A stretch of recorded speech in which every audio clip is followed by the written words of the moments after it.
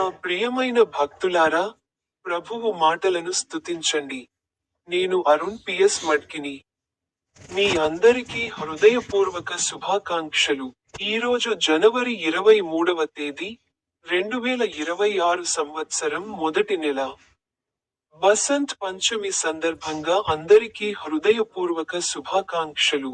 ఇది మార్చి 15 నుండి ఫాల్గుణ మాసం వరకు, వైశాఖి యొక్క గొప్ప పండుగ. ఇది హిందువులు పవిత్ర జలాల్లో స్నానం చేస్తారు.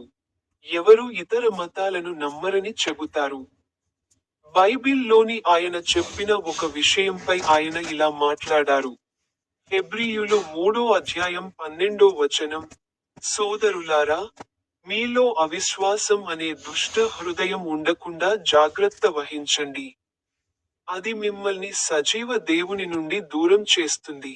మీ అందరికీ హృదయపూర్వక శుభాకాంక్షలు.